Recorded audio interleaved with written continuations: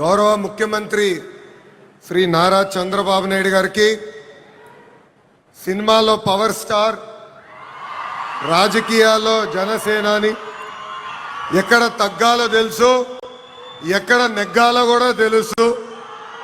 నాకు సొంత అన్న లేని లోటు తీర్చిన నా పవనన్నకి, బీజేపీ రాష్ట్ర అధ్యక్షులు మాధవ్ గారికి, Telugu Desam party, Bharatiya Janata party, Janasena party శాసన సభ్యులకు, ఎంపీలకు, కార్యకర్తలకు, ప్రజలందరికీ నా హృదయపూర్వక నమస్కారాలు.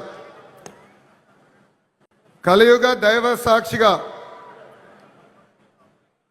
ప్రజాప్రభుత్వం 2 ఏళ్ల పాలన పూర్తి చేసుకుంటాం జరిగింది.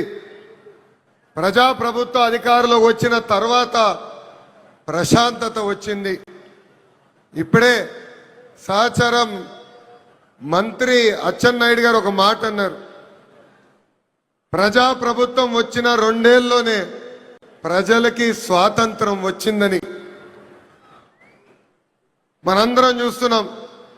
జేసీబీలు లేవు, దాడులు లేవు, హత్యలు లేవు, అంతెందుకు బూతులు కూడా లేవు. ఈరోజు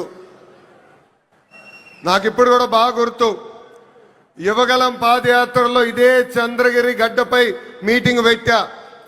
ఆనాడే చెప్పా, వెంకటేశ్వర స్వామి జోలికి వెళ్ళొద్దు, మాడి మసైపోతామని ఆనాడి ముఖ్యమంత్రికి నేను హెచ్చరిక జారీ చేశా. కానీ నా మాట ఇన్లా, దేవుడితో పెట్టుకున్నారు. ఇప్పుడు వాళ్ళ పరిస్థితి ఏంటో ప్రజలందరూ ఒక్కసారి ఆలోచించాలి. విశ్వవిఖ్యాత నడ సార్వభౌమ స్వర్గశ్రీ నందమూరి తారక రామారావు గారికి సీమ అంటే చాలా ప్రేమ. ఆనాడు కరువు వస్తే జోలు పట్టుకుని సీమ ప్రజల్ని ఆదుకున్న వ్యక్తి ఎన్టీఆర్. అంతేకాదు, తెలుగు గంగా గాలేరు నగర్ని ప్రాజెక్ట్ ని తయారు చేసింది ఎన్టీఆర్. మహిళలకి ప్రత్యేకంగా విశ్వవిద్యాలయం ఏర్పాటు చేసింది ఎన్టీఆర్. నిత్యం అన్నదానం కూడా ప్రారంభించింది ఎన్టీఆర్. ఇప్పుడున్న రాజకీయాల్లో విరాట్ కోహ్లీ మన చంద్రబాబు నాయుడు గారు. అవతల వైపు బౌలర్లు మాడుతూ ఉంటారు, కానీ బ్యాట్స్మెన్ ఓన్లీ వన్, అది మన చంద్రబాబు నాయుడు గారు.